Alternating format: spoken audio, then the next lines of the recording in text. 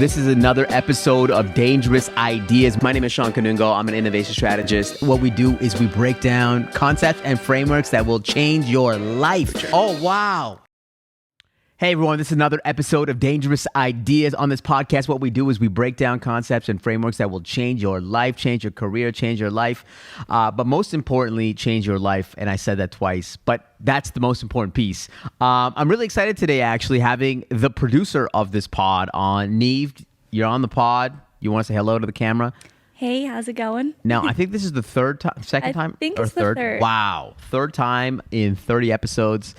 We got to get you, I think we got to get you more on. People have been loving you on the pod because you're bringing a younger perspective, a Gen Z perspective to the pod. Yeah, I definitely don't know some of the things you guys talk about when it's before my time. For old people, I guess. Okay, it's before your time. Well, listen, I have a bunch of dangerous ideas that I think that you would be like you would enjoy, okay? Now, the first dangerous idea actually has to come back to this past weekend. I had a really cool 40th birthday for my wife, Deepa. And the premise of the night, it was like a murder at the Golden Globes. And the premise of the night is that everybody would receive like these fake awards. And then we would roast people as they would get the award. And then I also had a host, my friend Fahad. He actually roasted everyone in the room, like roasted all our friends, every single person. There was 30 people in the room. He roasted every single person. And it was like one of those roasts that was like, you know, to do a roast, it has to be like somewhat cutting, right? And like it has to be somewhat true. There has to be some element of truth in the joke. And so he roasted everybody in the room. And I think the dangerous idea is that, I actually think that roasting people is therapeutic because it actually, if you're able to roast your friends, that means that you are comfortable enough and transparent enough to understand people's vulnerabilities or who they are, or you're able to make fun of your friends.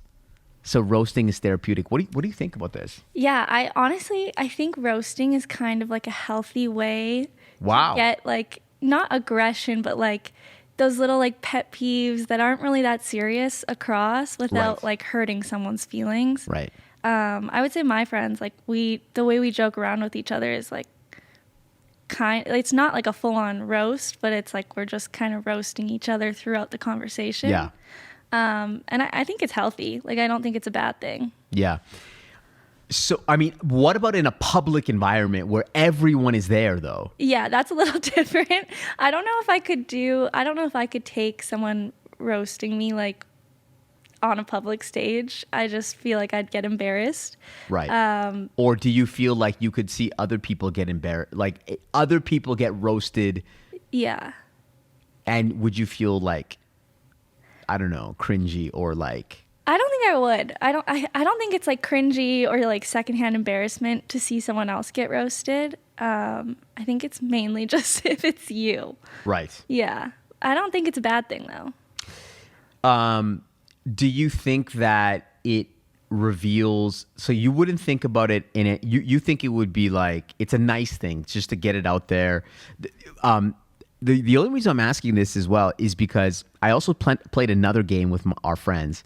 And what we did was we played this game. I don't know. It's like a Matrix game where you basically put down. It's kind of like a truth or dare, but in a Matrix. And you basically can get your friends to do anything if they land on a dice and they land on it. Anyways, but my thing is that if they landed on this square, that they would have to go around the room and say something nice and a point of improvement to everyone in the room. So everyone would hear the niceness and point of improvement. Yeah. And it's funny because my friend who landed on it, she actually said something. You would think that she would repeat the thing that was mean, but she actually said something like a self-improvement piece and the same thing that like Shawn's very nice, but he needs to work on this. Deepa's very nice, but she needs to work on this. So anyways, I thought it was interesting experiment. But I think it's healthy. I think it's therapeutic. The ability to tell your friends what's up. Yeah, I also think it takes a little bit of pressure off having to like actually have a conversation about if something's bothering you. It's an easier way to go around that. Yeah. Without hopefully hurting anyone's feelings. Yeah. I think I would be more stressed about the second game you said than the first one. Why? Because I think the second one's a little more personal of like, you need to work on this versus the first one is kind of like jokey. Right. And a little less like I guess it's personal, but in a different way. Right. You might be right. Yeah. You might be right. But these are good games to play because you're going to be able to learn about each other. Mm-hmm. And, there are some things that just kind of bother you about certain people, and it's good to just get it out in the ether. Yeah. It's funny because I like to do it to other people but when it's like coming down on me, I'm like, right. It's not very funny, but right. But why is it that we naturally, like, if we hear about roasting our friends, that it seems a little uncomfortable? Is it because we don't want people to think, like, to really understand who we are is probably like the scariest thing. Like for to understand what other people think about us is like the scariest thing. Yeah, I think it's easier to just think like, oh, everyone loves me and I'm perfect and there's no problems. Right. So it's a little uncomfortable in that sense. Right. Well, listen, I think it's therapeutic. We had a really great night. And it was really cool. It was a cool experience. I've always kind of wanted to do that, where we had a night where we could like just in a safe environment roast everybody, and it was really fun. Anyways, let me get to the second idea, and it's my idea that people under the age of 18 years old should not be allowed on social media. Let me give you the background on this, okay? Okay. There is a author, his name is Jonathan Haidt. He just came out with a new book called The Anxious Generation. He's been on the podcast trails. He's been he dropped the book, I think, last week. One of my friends, I went for dinner with her last week in Denver. Her name is Allison Levine. She's really good friends with Jonathan Haidt. She said, this is the most important book of our lifetime. And the book is really about how this younger generation is growing up with social media, and in 2012 there was like a chasm. It's like basically when kind of Instagram kind of really started. Yeah. And mental health, suicide, depression all went up during that time. I mean, I don't think that this is not news to anybody, but in the book he talks about how detrimental it's been, how social media, how detrimental it has been to our mental health, especially young people. And my opinion is just in general with every single person. Mm-hmm. This is a follow-up to Jonathan Haidt's book called the Coddling of the American Mind, which is the idea that we've all become very soft as individuals. And as somebody with young kids, I probably ask this question to almost every single parent, which is, what are you going to do with the phone? Like, when are you going to introduce the phone to your kids? And they all are like, I don't know, 13, 14, or, maybe even younger, or maybe even older. And I want to push it off as much as possible. Now, the problem is that pushing it off is easier said than done. Yeah. Because there are other people with social media. You don't want your kids left out. You don't want, if other people are on it. In the book, they talked about, he's a NYU professor. He asked his students, would anybody in this room want, would you be sad if Netflix didn't exist? And most people said that they would be sad. And then he asked the question, would you be sad if TikTok didn't exist? And most people said, yeah, we actually are happy. We would be happy if TikTok didn't exist. Yeah. And I'm going to point back to you, this dangerous idea that I believe that people under the age of 18 years old, and actually, let me double down on this. I actually think that if somebody ran for prime minister of this country and their primary like thing was no kid under the age of 18 years old should have social media, I would vote for them. I would campaign. I would donate money to them. What do you think? It's interesting because I grew up like Yes. when social media was coming out. I remember grade 7 is when when Instagram like came out for us, and Snapchat same time. And it's just funny to think how different I think my life would be, and also just how I would be as a person without growing up with social media. I don't know if I agree till 18. Why? Because I think you're still able to make informed decisions like younger than that. Not necessarily a 16-year-old. There's not much difference between a 16-year-old and an 18-year-old. So the reason why I say 18 is because by 18 you're probably post high school. Yeah. And I think if you're pre-18, you're still, I want to avoid the high school thing, right? Because high school is I think one of the most formative years of your life. Yeah. And I think the mimetic like nature of what happens in high school, like that's when you understand like what are people wearing, who's making out with who's sleeping with who. Like that's when it really starts. And I feel like if you had the freedom without social media in high school, it actually creates a way better high school environment. Mm-hmm. And so I'm looking out for the people in high school to be like, actually, you shouldn't have a phone in high school because that's the best period of your life where you're experiencing and you're learning about yourself.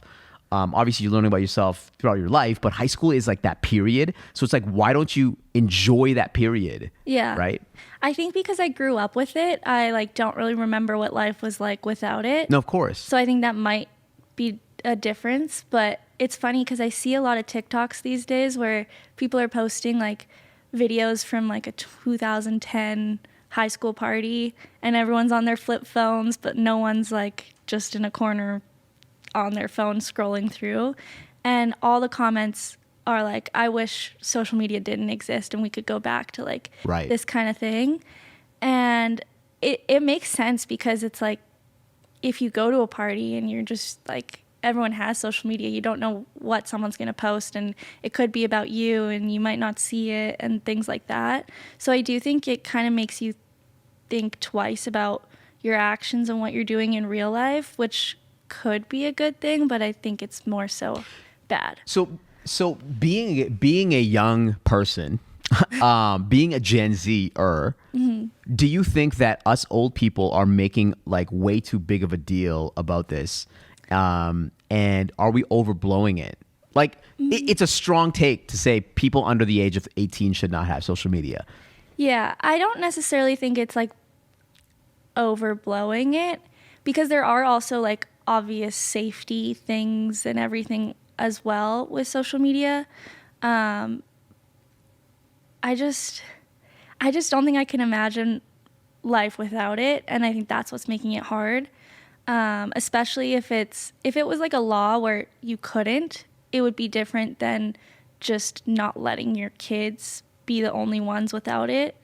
It should be that's what I think it should be. It should be a law. Yeah. It should be a law. Just like how we don't let kids smoke. Like they still smoke. That's the thing. Everyone's going to find, if you want it that bad, you're going to find a way around it. No, of course. I don't know what the right mechanism is to stop people from using it. But as somebody with kids, like I fear it because it's like once you give a kid, and I see it with my nephews and my nieces, like once you give a kid a phone, you have lost them. Like no matter who I am, like the phone is always going to be the most exciting thing in the world. Yeah. You can't beat the phone. It is unstoppable. You could have, Barack Obama giving Oprah a massage right there, and you will still be on your phone. Yeah. It is too unstoppable. And this goes to any generation. I look at my my mom's generation, she's in her 70s. I look at the younger generation. I look at my kids. If we gave our kids like a phone at 7 years old, no matter what age you are, that thing is way too unstoppable. I mean, we look at us, like we are consumed with our phones. And I'm not here to say that social media is bad. I actually love social media because, listen, this clip is going to go on social media, right? I think it's a great way of sharing ideas. I think it's a great way of connecting with people. But I think that, at some point,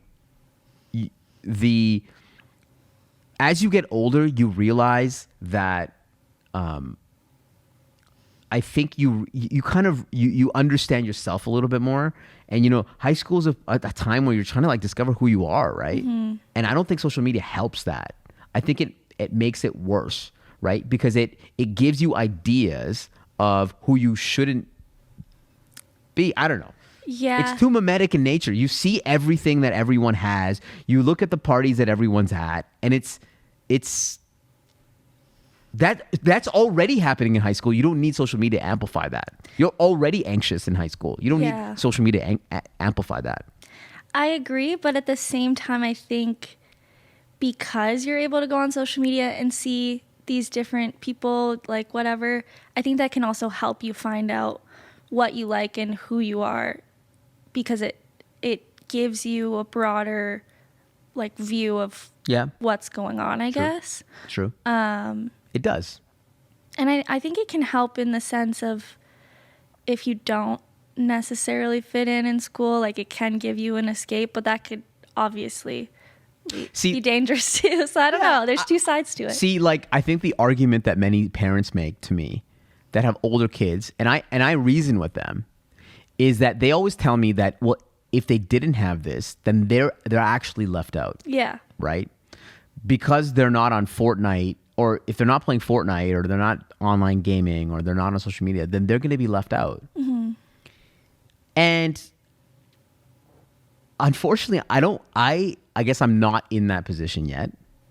But my belief is that if my kids are saying that they're being left out, find a friend that's not, like, find another friend that's not on this thing. Yeah. Invite them over.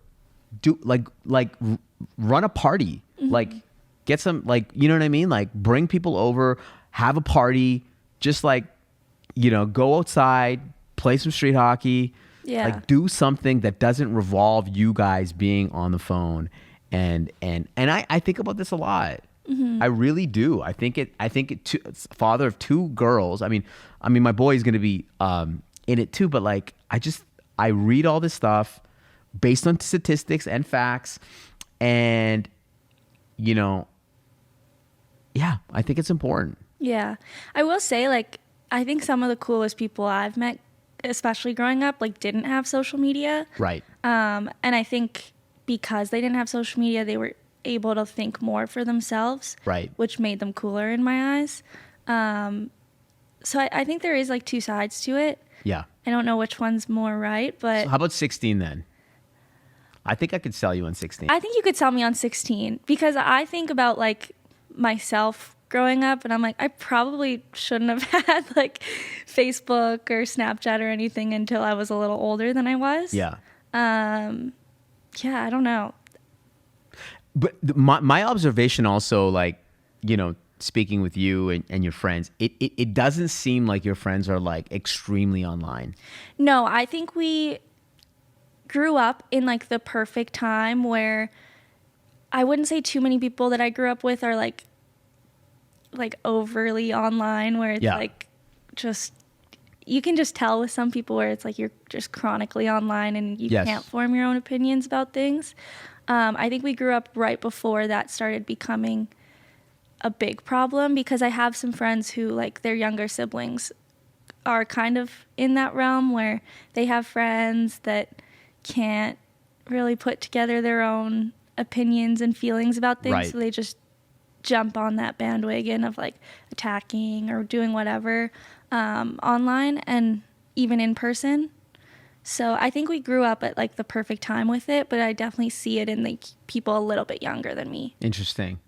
One of the first times that I experienced this, like, I guess this really addictive nature to the phone is when I went to, like, I traveled with a group of guys, And they were all, I would say, like 5, 6 years younger than me. And we would be at the dinner table and they would all be on their phones. And I was shocked. I'm like, guys, we're literally like in like one of the best places like in the world. Like, what the fuck? There's a couple times where I had to like tell them like, we're all gonna put our phone in the middle, and yet they were so anxious to get the phone. And so that was really eye-opening for me, because I mean, we grew up in a generation where you just talk for like 5 hours. You don't even look at your phone. You just chat, right? And I want my kids to experience that. I want my kids to be able to like have a conversation for 6 hours and not like worry what's on their phone. Yeah. Like, I don't remember the last time I've done that. Like, I do try to be mindful with my phone, but it obviously slips in a lot. And I would say, like, I'm probably like your friends, like, just always on my phone, but I don't notice it. You're right. Which is a bad thing. Like, I don't want to do that, but it's just Right. such a Well, I haven't noticed behavior. it working with you for the last number of years. I have not noticed that. Maybe I you've been feel like it's a cognizant. little different with like work versus Right, okay. Because I also like grew up working in restaurants and you can't have your phone on you. Right. So it's like I was used to that part. Right. But then as soon as I get home, I'm just like scrolling for hours. Yeah, like, so what am did I I. miss? You know? Yeah. So, No. I think we all are. But so yeah. So anyways, hey, if you're running for prime minister and you want to put this in, people under the age of 18 should not have a phone. Then I you have my vote. I'm here for you. I actually think that I think there are some politicians in the States that they're also trying to like, yeah. right? And like, again, I love technology. Social media is great. I love social media. I think it's a great way of sharing ideas. I think it's a great way of just being able to spread impact. I mean, that's what we're doing here, right? We're spreading impact. I love podcasts. I love learning and listening to things. So it's amazing. It's great. Fantastic. AI, great. Tech, great. Fine. But for people that haven't built the emotional stability, people that haven't built the resilience to like be able to understand what else is happening in the world, not be able to fall in these like mimetic traps, I think it's important to like stop. Anyways, that's my opinion. That's what my wife and I talk about all the time too. So anyways, let's go on to the next dangerous idea, which is what I call the rise of the pain economy. It's kind of similar to this, where I think if you want to make a significant amount of money in the future, build something in the pain economy. What does this mean? The world is becoming increasingly more comfortable, right? We get we tap a button, we have everything delivered to our door. We tap a button, we get everything at our fingertips. We can tap a button, we get all the content in the world that we want.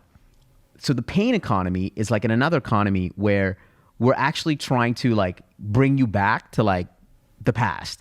So I think the fitness economy, the reason why it's booming is because as human beings, we just naturally, like from an evolutionary perspective, we just walked and lifted things and like moved around and ran. And like, that was just like part of our being. And now, we sit in desks all day or we sit on our couch. We're not designed to do that. And that's why the fitness economy came out. Even like things like the cold plunges or meditation or like all these things that are kind of like require a little bit of friction. Yeah. I think is going to have a renaissance because more and more people are going to be looking to say, oh, I actually need to like not be comfortable. It's like you can call it the pain economy or the discomfort economy, but I think as we get more comfortable and maybe we got like neural links or something like that we're gonna starve to like work our bodies, to work our minds, to return back to like the hunter-gatherer state. Yeah. So what do you think about this?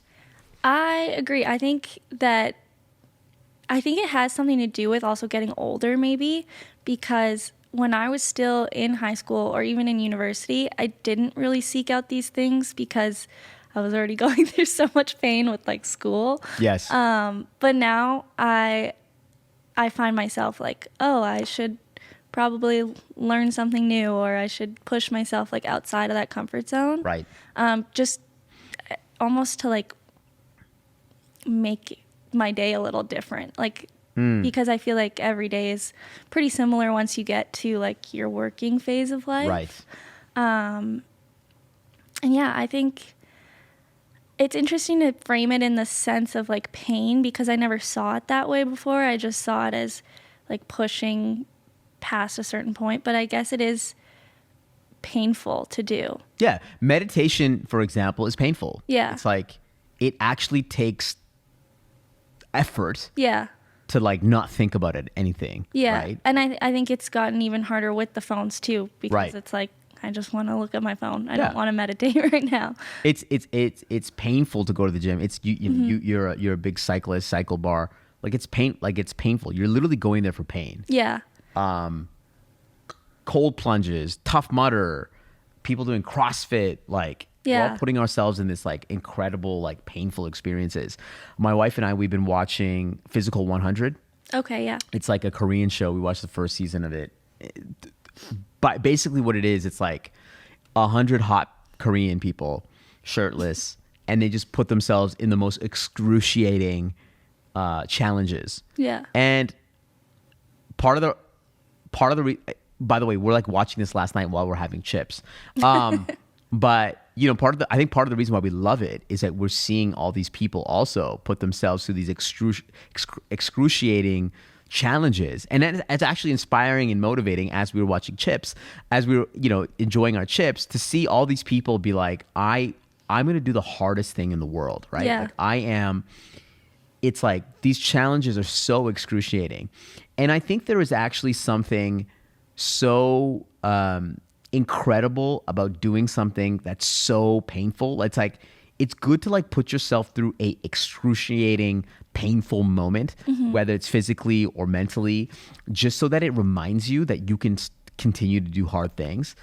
I know like my trainer Kenny, what he does, like periodically he'll have like these challenges where it's like for 1 hour you just got to do something, like you got to like, you know, just burpee, lift this, do that, like just for nonstop for an hour, and you literally want to die in the first 5 minutes. Yeah. But it's actually a mental exercise, right? To get through that pain.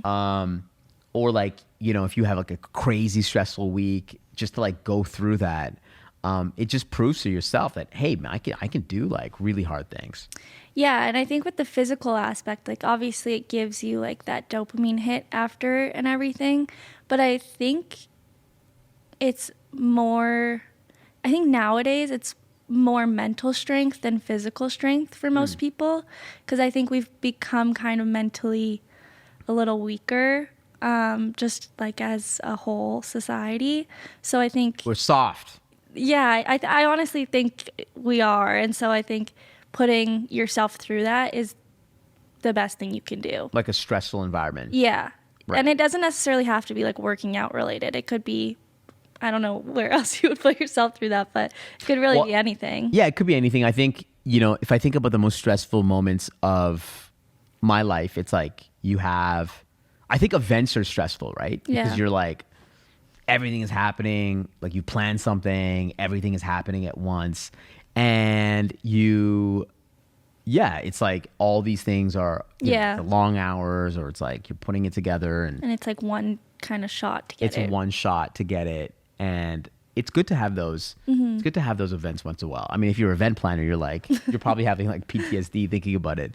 But then you build a mental capacity to be like, oh yeah, this is fine, right? Like that's the thing. Yeah, you like work up to it, right? Yeah, like I know, like my brother's a doctor, and he's a neonatal ICU doctor, so he's always, you know, going through extremely stressful environments, right? He's getting a call, he's getting woken up at night, like, you know, and they're always incredibly stressful environments. And I think, you know, over time, like you become more comfortable with dealing with those stressful situations. And I think that, I mean, I don't hope that for anybody, but like, you know, it does build some sort of, you know, strength, like this stress relief. Yeah, it definitely like makes you more resilient as a person. And Yes. I think if you don't have that, like you're going to eventually hit a roadblock and not be able to get past it. Yeah, exactly.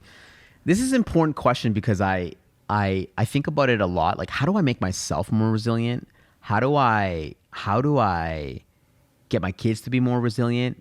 My only idea around this is like, I want to continue to do hard things. I want to continue to challenge myself, put myself in environments where it's like I'm not destined to win. It's not something that I know, and just like continuously try. And to be honest with you, most of the things that I try, they don't end up being successful, but at least like I build this muscle of learning and how it goes, and then you just keep moving on. And I think sometimes we get really caught up with when we try something hard, what if we fail? What if we lose? But the reality is that it's not like that big of a deal. Yeah, I think for myself, I had to start out with something where it wasn't necessarily like a hard fail or success type story. Like with spin, it was like showing up is like kind of already enough. Yeah. But then once I built that baseline of like, okay, like I know I can do that, I started pushing myself more into things that it is like kind of pass or fail. And if I fail, it's not the end of the world. Yeah. It's like a little hit to the ego, and then you get back up kind of thing. Right.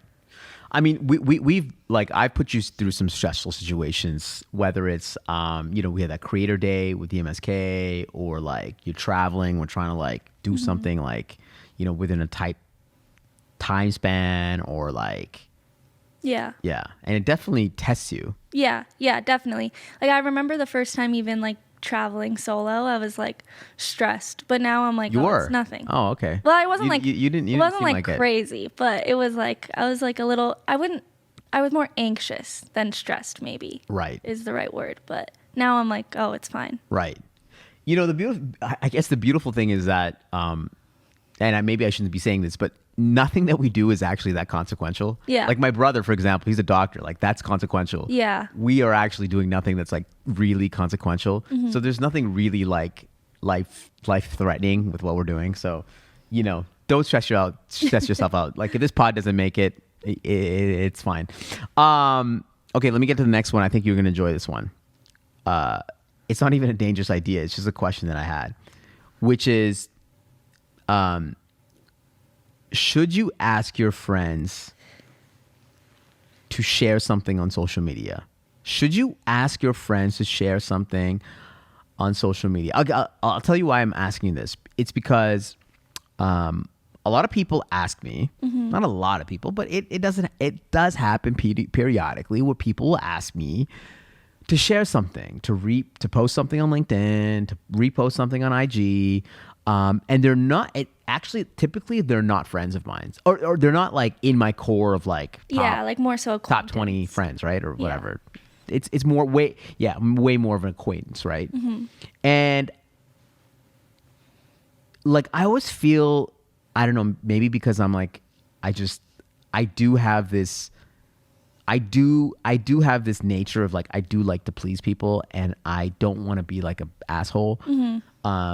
And I do bend when people do ask me for this, but I find it very, I don't know, I'm conflicted on it, because from one perspective, I appreciate that they've asked. They've almost gone through this process of like, hey, if I don't ask, it ain't gonna happen, which I actually agree with. I ask for things all the time. Most of the times it doesn't happen, right? I think there is a power of asking, and I appreciate people asking, but also like it does leave a sour taste in my mouth to be like, I'm doing this because I don't want to do it, but you're telling me to do it. Yeah. A specific example: somebody asked me to share something. I already liked and comment on it, and they want me to share it.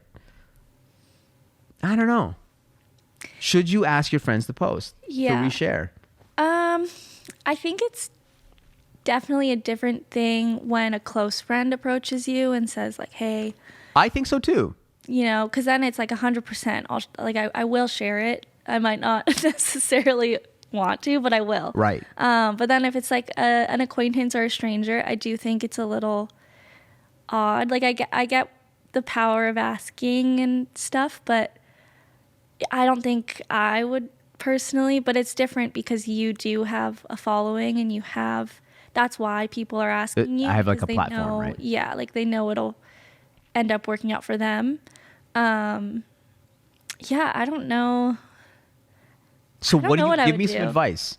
Because this is actually one of the problems of social Yeah. media, as we talked about it. And the problem with social media is that there are people, or there are individuals, myself included. It's a game, right? Like there is a social climbing game, right? And you have to ask people, and Yeah. there is a game. We'll talk about this a little bit later around the creator brand cosign piece, but there is a game around it, and I want to be supportive, and I do support people's businesses. Anytime I see my friends' businesses on IG or people that I really love and support and love what they're doing, I won't even watch the full videos or their pictures. I'll just like it because I just want to support, especially for people that have businesses, because that's like, it's hard to start a business or a small business, and I just want to support and like and whatnot.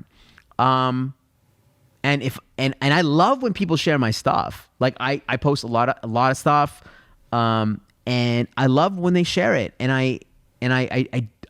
I send a note to everyone that shares my stuff. Thank you so much. I really appreciate you sharing this. Or like I'll give them a comment like, love what you're doing. Thank you. Love you. Thank you for sharing it. And I love when people share my stuff when I don't ask them. Now, the only time that I did ask somebody to like or comment, not even share. I wouldn't ask them to share. That's a big ask. But when we did our Walmart deal, I asked people to like and comment because I wanted, it was more like it was an important brand deal for me. Yeah. And I wanted to show Walmart that, like, by the way, they didn't even share it because it blew up anyways. But like I was worried. I was when the post actually has a economic incentive to it. Yeah. Then I was like, hey, I asked some of my close friends, hey, can you comment and share on this thing? Yeah. Or can you comment and like this thing? Okay. That's the only time I've ever asked my friends to like and comment. And every other time it's been very organic. And by the way, I do appreciate everybody sharing and liking and commenting my stuff. I love you. Thank you so much for doing it. But please, I'm not going to ask you to do it. Just, you can do it if you love it. Yeah. I think for me, I would rather post something, like repost someone's thing if I want to. Yeah. Like I would, if someone approached me in the way that they approached you, like, and asked that, I don't think I would post it just because I feel like it's a little like less authentic. Not that anyone else would see that because it's all behind the scenes that they're asking and everything. But I just feel like, I don't know, I'm not going to repost something unless I like really, really mess with it and I like actually want to share that to, like, I don't have a platform, but I actually want to share that to like whatever followers I do have. Right. But I guess if like you're already liking and commenting on the video, you do kind of agree with the message in the video. But isn't that enough? Like, but I would say that is enough. That's enough. That is more than enough, I think. Like, I don't necessarily agree.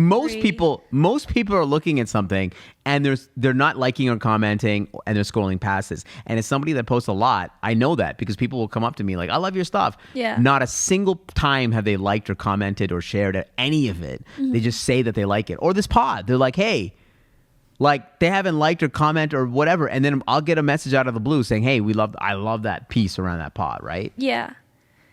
Yeah, I don't... So I guess so did I do the right? I did. By the way, I do share it. If you ask me to share something, I am going to share it. But I'm going to think in the back of my mind, I actually, this was an initial thought of mine to share it out. Yeah.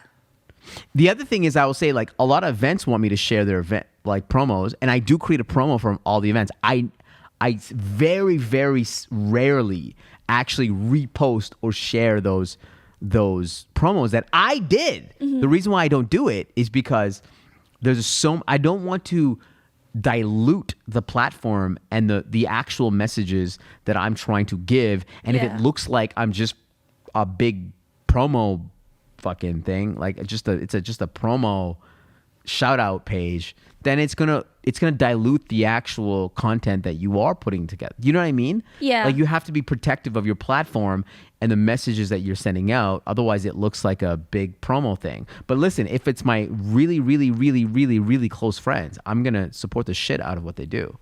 Which makes sense because it's obviously your close friend. Yeah. Yeah. Yeah, I think I wouldn't say not to post it if someone asks you, because I get the same with like the people pleasing aspect. But I don't know. I feel like I would just. By the way, yeah. Sorry, I didn't want to interrupt. No, that's okay. But like, when I'm posting something, I mean, it's not gonna give you like this crazy bump. You're not gonna get a crazy bump out of it. If you think you're gonna get a Shawn Kanungo bump, ain't happening. Okay, there's gonna be no bump for your thing. So I don't know. I don't get it. Yeah, I don't know either. I feel like the fact that they asked again is good, but yeah, I don't think I would post. You don't think you would post, and you definitely wouldn't ask? I probably wouldn't ask either, but that's just like my personality. What if you had a message that you wanted to deliver and you wanted people to like know about it and really share it? I think I said this earlier, I think it comes down to your content. Like, if I really want people to share this message and I really want people to be behind it, then I'm going to put my all into making that video like shareable in the first place. Yeah. To the point where I don't need to ask other people to share it. It's just going to be shared. Yeah. Which obviously it's unpredictable with social media. You can never like fully know what people are going to do. But then again, if it doesn't work, it's like, okay, then I'll go back to the drawing board and adjust it. Yeah. Why should I depend on other people to do that for me? Right. See, I told you this is why people should not have social media before 18, because they're dealing with this stuff pre-18. I mean, post 18, and I still don't know what to do with it. Do you repost people that tag you in IG? Not usually. Yeah. Yeah. If it's something really cool that I'm like, that was a cool thing I did, then yes. But for the most part, no. Do you think the other person is being like, well, they didn't repost it? That was kind of... I don't think so. Because for me, it's like mostly just like friends, like pictures with friends. So why would I kind of repost that? But I did like, yeah, I'm kind of weird with it. Like sometimes, like, okay, for example, with this big party this past weekend, I didn't tag a single person because I didn't want to be like, I don't know, maybe people didn't want to repost it. I'm like, just going to post the pictures natively. You know what I mean? yeah. See, I've never thought about like not tagging someone. Oh, okay. Because like, what if they think they have to repost it? See? In my brain, I'm like, oh, no one needs to repost. Like, it's whatever. I'm just going to, this is who it is, so I'm going to tag them kind of thing. Right. And if they repost, they repost. Yeah. But I've never honestly thought about someone reposting. That's good. Based on a tag or anything. And I'm not concerned. I never get concerned if somebody's going to repost my shit. Like, yeah. But people think about that. I'll give you an example. Mazin, I was with Mo and Mazin the other day, and they said that somebody I unfollowed this brand, and they mentioned to Mo Mazin that I unfollowed this brand, and they're like, "Why did he unfollow it?" And then Mo Mazin's like, "I don't know why did he unfollowed it." Yeah, see, people. This is why the guy wrote the book, The Anxious Generation. That's the thing. I think people who it's crazy. Are so like, if you know when you lost a follower and exactly who it is, that's crazy to me. Like, how do you have the time? Because you gotta, like, on Instagram, you gotta be searching like. Well, if you don't have a lot of followers, then you know exactly. Yeah, I guess so, but I don't know. Like, if I lose a follower, I'm like, oh, all right. Like, I've never once thought like, oh, I wonder who it could be. Yeah. Because I really don't think it matters. But there are people who No, are like, I mean, I would like to know. I would like to know who unfollowed me. That'd be awesome. There used to be like apps for that people would use. Yeah. And no, I would enjoy that. But I wouldn't bring it up to someone else. I wouldn't bring it up to somebody else. yeah, that is crazy. And Hey, this is why we should not. This is exactly why, because there's all these like complexities when it comes to social media around tagging, not tagging, sharing something, liking, commenting. Like, how many times have you like had a conversation with people like, oh, this person's not liking or like liking my shit? Like, that's a common thing amongst people. Like, why aren't you liking my stuff? Are you liking this person's stuff? I see you commenting on. It's just like that nuance is what really messes people up. Yeah. Is because they see like a friend, they like this, they like that, but they're not liking your stuff, and then they know that they see all your stories, and it's crazy. Yeah, it almost kind of like brings that like high school, like beyond high school. Like you just, I know you like, everyone has always said you can never fully escape it, but it almost just engages itself in that way. Yeah. And every platform is so different. Like, LinkedIn is very different from IG and Facebook, and it's nuts. Anyways, okay, so let me get to the next dangerous idea, which is that do not meet your heroes. And in fact, maybe you shouldn't even have any heroes. I don't know if you've been seeing what's been happening recently with like, and it feels like this happens like every week, like somebody goes down. I talked to this in our last episode with Ron Tite, that this guy, Andrew Huberman, who I mentioned on the pod before because he's one of the most popular health and wellness podcasters in the world, like super, like incredible information. I've listened to a lot of Huberman podcasts because he's a deeply, his podcasts are, have a ton of information, ton of incredible science backed, what I think is science backed information. Yeah. Around certain topics: motivation, discipline, stress, anxiety, cold plunges, etc. Like, yeah, it's great information. But it was, and I talked about this with Ron. It came out that in this New York Mag that he was dating 6 women at the same time. And which is fine, I guess. You can date 6 women at the same time. But if you're giving like health and wellness information and you are creating a detrimental health and wellness situation for these 6 women, should you believe this? You know, these people. Same thing with like Diddy. Look at Diddy. Diddy's been escaping the law. I mean, I don't know what is going on there, but like the Homeland Security literally raided his homes in LA, Miami, and other places. And Diddy like was such a big part of the culture, hip hop culture. He put so many people on. Like, I listened to Diddy. I mean, one of the first albums that I ever bought was Diddy's album. And so the first song that I ever downloaded, my brother and we downloaded, was P. Diddy, Come With Me. I can't remember what album. It was like a Godzilla album. So like P. Diddy has always been in my life. Like, I love P. Diddy. And, you know, he's like, and if I met P. Diddy pre like all this, like, I don't know what's going on with him, that would have been like a moment. Like, that would have been a huge moment for me. That was like, he was one of the most influential hip hop people in my life at that time. And, you know, his fall, you know, we talked about, you know, other people on this pod, and it's like, it just happens time and time again that maybe we should not be falling for these people that we put on a pedestal, that individuals have become this new religion in a way. And maybe that it's like too much power. I agree, but I also disagree in the sense of like, before social media, like there was still celebrities, obviously, but we didn't have as much of an insight into what they were doing like behind closed doors because they didn't have Instagram stories or whatever showing like every step of their life.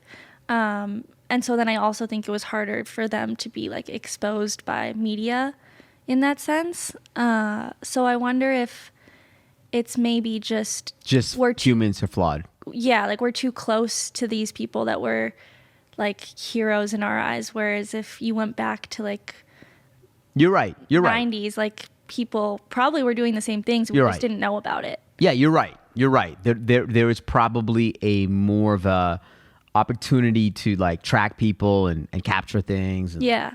You're absolutely right. And you know, throughout history, the people that we've probably idolized have probably also been like terrible people. I'm just waiting for like the downfall of Barack Obama, and then I'm done. If something happens to Barack, It's over. Yeah. It's over. Don't trust anybody. But there is something to be said that, you should be also, you shouldn't just believe everything that you see online. Yeah. That you should also take a step back and be like, hey, if you're down the Huberman like rabbit hole, maybe you should have some doubt in your mind. Yeah. You should have some doubt in your mind as you listen to me, which I say all the time. Like, I'm not here for you to trust me. Yeah, I think it is always dangerous when you go like die hard for another person or brand or anything, because inevitably they're human. They are going to let you down at some point. Right. That's a good point. So I think it's just being able to acknowledge that, yeah, they're going to mess up, but so do I. So it's like, it's kind of just drawing those like moral lines in the sand of like, what do I personally think is okay for someone to do? Right. And if they go against that, is that a deal breaker for me to be like following or knowing what they're doing, I guess. Right. No, I maybe that's a better lens to take it, which is like you can still like follow these people and then understand that they're also human as well, and they're going to make mistakes, and they're not going to be perfect, and they probably will disappoint you just like anybody, like your partner, your kids, your friends. Like at some point they're going to disappoint you at some point, so just don't expect them to be perfect. Yeah, like there's always talk, like I know especially in like music, of separating like art from artists. Yes. And I think... Can you do that? I think you can. Can you do it? I think I can. Can Neve do it? I can. It obviously... You're jamming to R. Kelly. Well, I never listened to him in the first place. Okay. No, like I was going to say, I think there are certain lines where like I wouldn't necessarily be able to separate them. You listen to Chris Brown? No. Okay. But I also never did. Okay. So I don't know if it's fair fine to say, but like I'm trying to think of an artist that I like that like got canceled, but I don't know, like there's this Morgan. No, there's this band, the 1975, and they like go through phases because their lead singer is kind of like racist. No, he just like is very outspoken about certain political issues. Oh, okay. Things like that, but I'm like, I just like their music. Like I don't really care to be. Yeah. But then some people are just will not, once something bad comes out about someone, they're like, nope, never listening to them again, whatever, which I don't necessarily agree with, because you don't need to be a good person to make good art. Right. I mean, I'm in agreement with you. Like, I will watch House of Cards. Like, I love Kevin Spacey in House of Cards, even though Kevin Spacey is probably a piece of shit. Mm-hmm.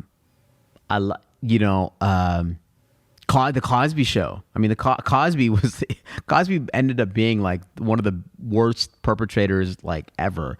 But the Cosby Show was so funny. Like, it was incredible. So I talked about Michael Jackson with Deepa. She loves Michael Jackson. I love Chris Brown. Mm-hmm. I mean, it's just like there is a slight element there, but you kind of just like forget it, right? Yeah. And I can separate the creator from the content, but I can see where it can, like, I'll watch Will Smith, and I don't think Will Smith did something like incredibly, I mean, he did assault somebody on national television, who is also like my favorite comedian of all time. But I see that, I look at Will Smith and I don't know why, I look at him and it's not the same. And he didn't do something that was, as worse on any of these guys' levels, right? Yeah. But there's something that I can't unsee now. Do you think maybe that has to do with being like, you saw the act happen, like you saw him slap or whatever he did? Maybe you're right. Because everything else is always like just reported on, but it's obviously behind closed doors or whatever. Right. So it's almost like it's harder to forgive because you saw it with your own eyes. 100%. That's actually a great point. Like, I think if everybody saw Michael Jordan cheating on his wife, or Kobe cheating on his wife, or, then if we saw that, then their star would fall a little bit. But because we saw, that's such a great point. We saw Will Smith do what he did, and that does Yeah, you're right. Because you It's also funny. see like the person who it's affecting and like their actual emotion behind it and how it's affecting them. Right. So then it impacts how you view the person Yeah. as well.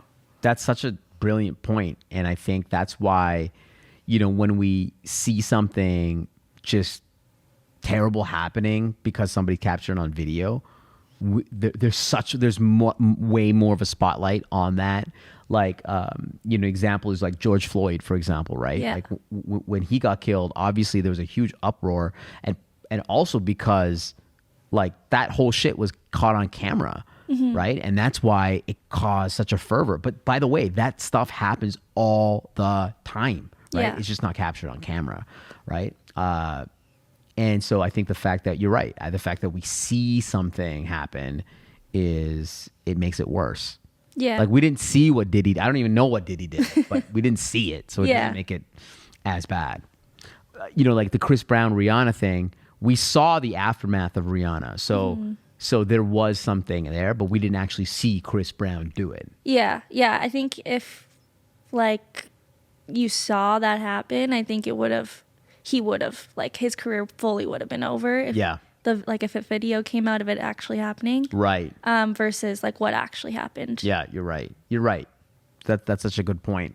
Okay, next dangerous idea, and I'm trying to articulate like how I'm seeing this, which is this idea that the dangerous idea is that there is there's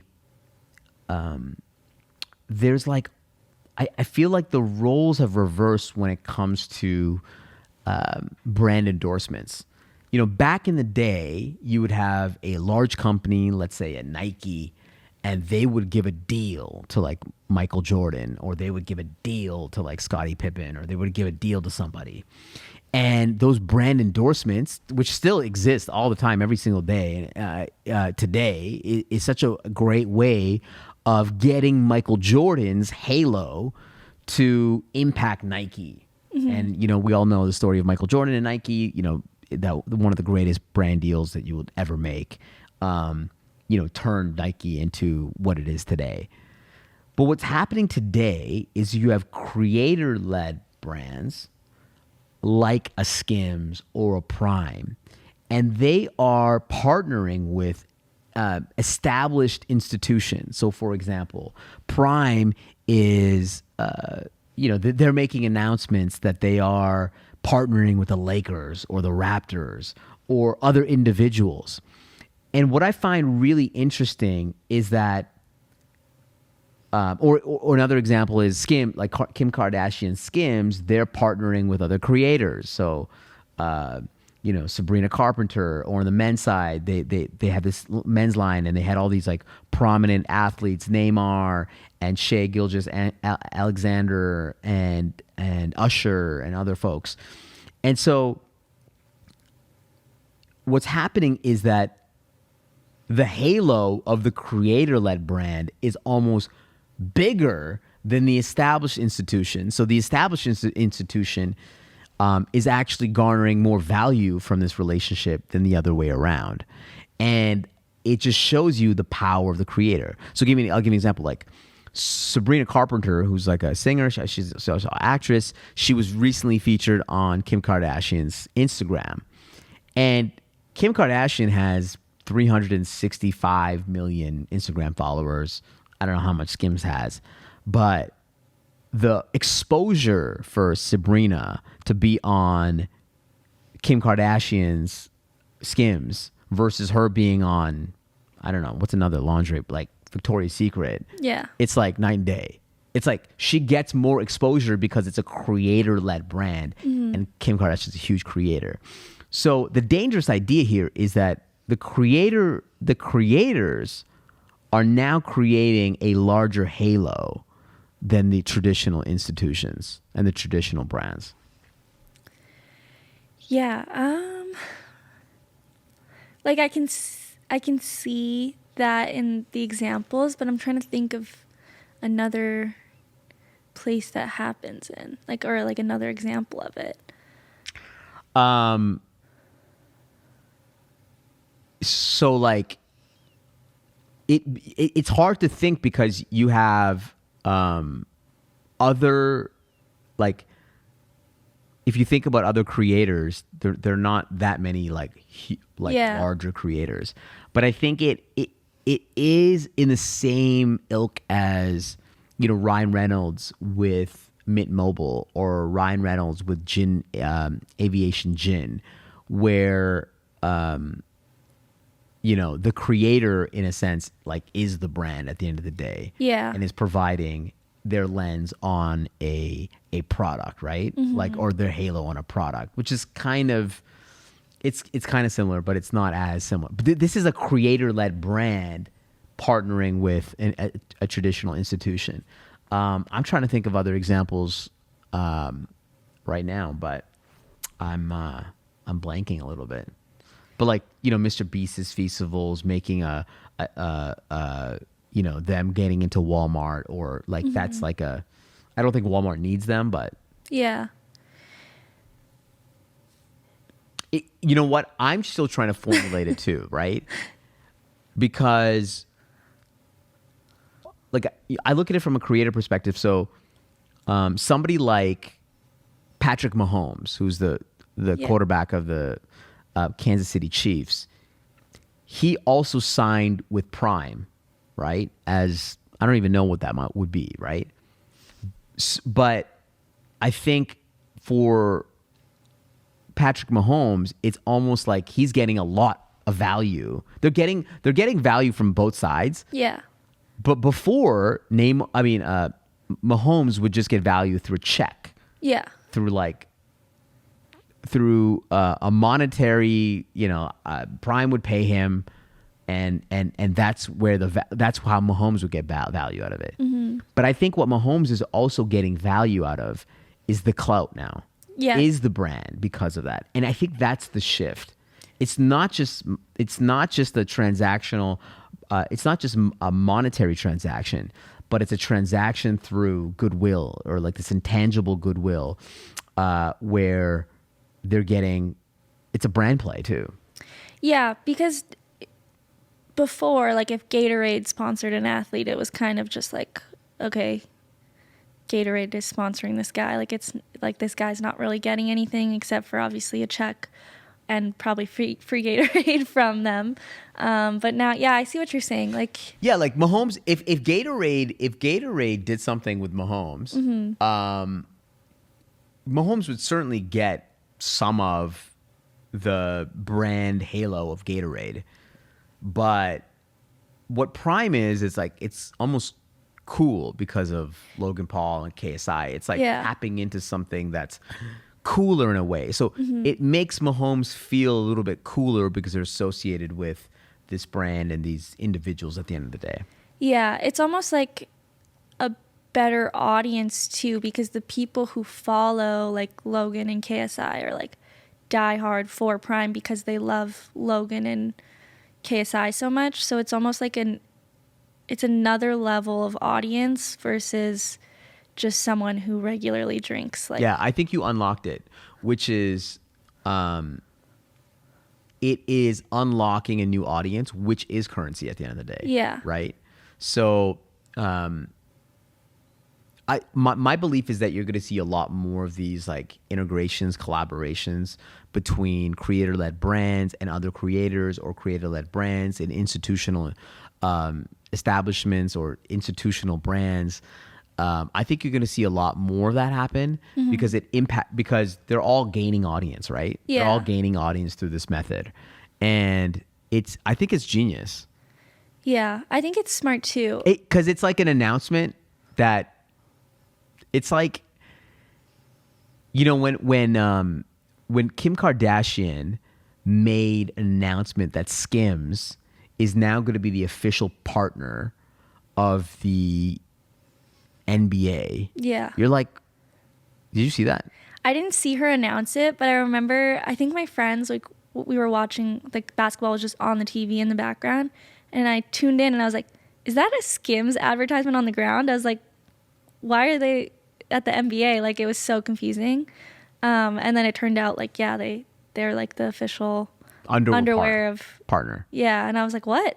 Yeah, so like I remember that announcement, and she was with Adam Silver, who's the commissioner of the NBA, and they're announcing this thing, and it is brand, right? Mm-hmm. It's a brand play. It almost doesn't make sense, but the act of an announcement, it creates like, you're like, oh wow, like this is something. Yeah. Right? Even though it's like underwear partner, what the hell? Like we don't even see that. We don't even see the underwear. Yeah. Well, why do we care about this, right? But because of the NBA is such a brand entity, and it helps both parties, right? Kardashians and the NBA, it helps both parties. And I think you're just going to see more and more of that happen. Yeah, I think you'll see it more and more too. I feel like there's a shift coming of like brands using creators as their advertisers. Because, when you watch a YouTube video now and there's a brand deal in it, do you ever watch the brand deal or do you skip through it?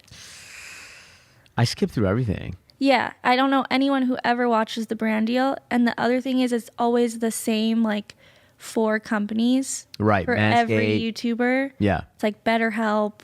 Right. HelloFresh. Yeah, but and you it's could like, name them, but yeah. why would it's just almost like inauthentic now that they're pushing the exact same brand, and you can tell they're reading off the same ad, and it's like multiple creators that I follow.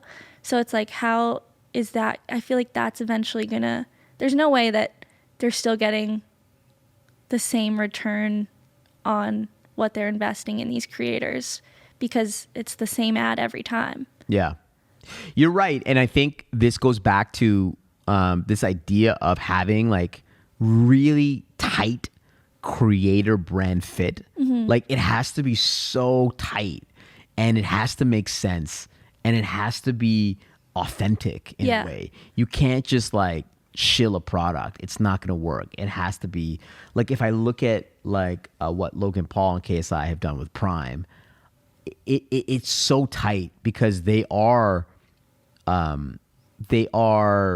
athletic, right? It makes sense. Yeah. Mm-hmm. I don't know if KSI is like an athlete, but like at least Logan Paul is he boxes. He boxes. Yeah. He boxes. And Logan Paul is in the WWE. So it does make but it also makes sense because they're carrying it around everywhere. Yeah. And they care for it. It's literally in every shot. It is so tightly integrated that it makes sense. Like Skims and Kim Kardashian, that makes sense. It's like a tight integration. Yeah. Right? Like I look at other celebrity endorsements, and I'm like, I look at The Rock and Terramana Tequila. Terramana, I think it is. I don't know. And actually, it's a very popular tequila, or it's supposedly a very popular tequila. Like it did a lot of sales, partly because of The Rock's halo, and The Rock is one of the biggest. But I'm like, is The Rock drinking? He's not tequila? drinking it. Like that's what I'm wondering. Like, is that a tight integration? Yeah. Like I look at Kevin Hart, he's got a tequila. I don't even know what it is, but he's always shopping this tequila. I'm like, is Kevin Hart drinking this tequila? Yeah. Are these guys like health fitness fucking guys? Like, aren't they? And not to say that you can't drink tequila, but it just seems, to me, the tequila seems inauthentic to The Rock. Yeah. Because it's like, Rock is about health and he's having tequila. It just doesn't. I feel like his... But maybe it does work. Yeah, I think his skincare brand makes more sense, or whatever that is, than a tequila brand for him. Yeah, because it is health and wellness. Self-care in a way, yeah. Yeah. By the way, on the topic of The Rock, I think The Rock is really brilliant because I don't know if you've watched WWE. So I didn't watch it, but I knew that he came from there. Yeah, I'll catch you up, okay? The Rock is arguably, in my mind, he's the greatest wrestler of all time. Like, had probably the greatest run, the greatest on the mic, amazing, like, wrestling skills. One of the greatest wrestlers of all time. Obviously, went to Hollywood, became one of the biggest Hollywood stars. Periodically, he goes like back to the WWE. He makes an appearance here and there. He's been recently back in the wrestling mix because WrestleMania is coming, and he's now he's on the board of directors of TKO, which is the parent company of WWE. And he did a really interesting thing. Like, he got back into wrestling, but in one of the nights, people were booing him. They went against him. And I thought it was really incredible that The Rock actually embraced, in wrestling they call it the heel. Like, the baby face is like the good guy and the heel is the bad guy. So The Rock, with everything on the line, this guy is the face of Moana. He's the face of this Papa Tui. He's the face of Terramana Tequila. He's the face of all these different brands. He's the good guy. He's the nice guy. He's like, everyone loves The Rock. He turned heel in the WWE. And now in social media, he's posting clips from the WWE where he's like the bad guy. He's swearing. He's beating people up. He's like dissing the audience. He's swearing at the audience, calling the audience, inbreds and idiots and blah, blah, blah. And I think people are loving it. Yeah. Because he is like, he's doing what, how do I frame this? It's like, it's almost like costly signaling, right? Because costly signaling is this idea that by putting in extraordinary effort, it can create more meaning and significance. And because we know The Rock is so popular, because we know that The Rock is involved in all these different brands, the fact that he went heel, we know actually that is a big risk to him, because he is risking. He's involved in everything. Like, he's an institution right now. Yeah. And the fact that he can turn his, not even turn his back, but be associated with like being a bad guy, that it could be costly to him.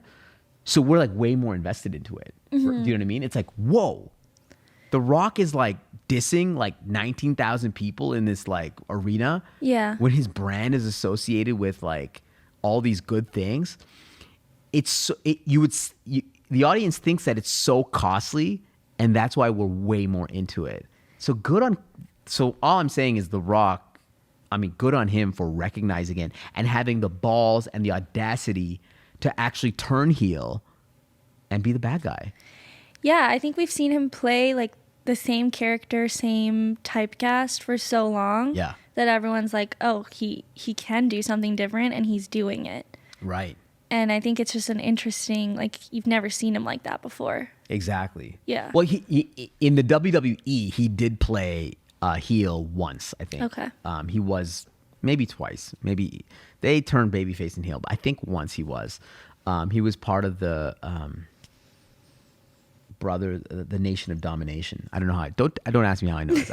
My knowledge of wrestling up until 2007 is unstoppable. Just ask me about anything. It's unstoppable. But really, really cool. The last thing I want to hit you on. Are you watching female college basketball? I don't watch it, but I like kind of know. Like, I know, like, I think her name's like Caitlyn Clarke. Yes. I know her and like Angel Reese. Yes. And like those main people, but I don't actually watch the games. Yeah. So they played on Monday. Yeah. And Caitlyn Clarke is like a phenomenon in basketball. She's like, the ratings for this game between Caitlyn Clarke and Angel Reese was like more than most major like male sporting events, like finals, like NBA finals, MLB, NHL. Like, more people were watching this game of Caitlyn Clarke versus Angel Reese than anything that we've ever seen like over the last decade. Mm-hmm. And I think it's exciting. We were watching it in the background. Like, it was exciting to watch her. She is an absolute phenomenon. And I just hope, I pray that she's able to, maximize her abilities in the NBA or in the WNBA. And she's such a juggernaut. We need her. Like, women are watching her, kids are watching her, men are watching her because she's just that good. And a lot of people are saying, is the WNBA going to have a renaissance because of Caitlyn Clarke? and a lot of people saying yes, a lot of people saying no. Unfortunately, I don't think she is going to create a renaissance for them, but I hope that, she's going to have an uptick for at least that team that she plays on. I think that if the WNBA like capitalizes on using that like rivalry between the two of them, and makes, you're talking about the rival, okay, just like makes those personalities come out more. That's where they're gonna get a boost in audience. Right. I think that's what women's sports is missing, is the media aspect of like. By the way, that's what that's not even women. That's like men and women. Yeah, like no one focuses on the personalities behind them. I think we're starting to see it more in like male sports, like especially with the Netflix, like all those like Full Swing and whatever like other ones they have. Drive. The F1, and like they actually pull the personalities out, and you get to see how the sport works and how people like have rivalries and things. And I think that's what draws people in more than the sport itself now. 100%. So I think if they capitalize on like using these rivalries they seem organic and like pulling out these personalities like Caitlyn Clarke and Angel Reese, then they'll get that uptick. But I don't think she'll be able to do it just on skill alone, because there's skilled basketball players like everywhere. Yeah. And also not everyone likes the sport of basketball. You need something to bring people into the sport. Yeah. No, it's such a great point, because and I think that goes with any sport, is that you're basically talking about drama. You need drama. It's entertainment at the end of the day. Are you going to watch the Kardashians, or are you going to watch this drama? And part of the reason why people want to watch Caitlyn versus Angel is because they had a contentious last game where Angel Reese was like doing something, and I don't know. So anyways, Caitlyn Clarke, like just incredible player. Just like really inspiring to see somebody just create. It goes back to the idea of the era of the individual, that one person can make an impact. Yeah. And she's absolutely made an impact for women's college basketball. Like absolutely. Like she's raised the ticket price. She's gotten eyeballs. She's generated millions of dollars for her school and the entire like organization. Like I bet her merch is crazy. She's like dapping up with Travis Scott. Like she is a phenomenon. Yeah. It's like, how do you like capitalize that if you're the WNBA, because you're starved to have like a star. Like there are amazing WNBA basketball players, but arguably there hasn't been like a star. Like, can you name a WNBA star? No. Yeah. See, and I think like Lisa Leslie, for example, is like probably I don't know if she's the most well-known like WNBA star in history. Have you heard of her? Know her. So there you go. So it's like they need a star. Yeah. So I'm excited. Anyways, wow, we talked about a whole bunch of dangerous ideas. I really appreciate you being on, Neve. We're going to have you on way more often because you're providing some really great commentary.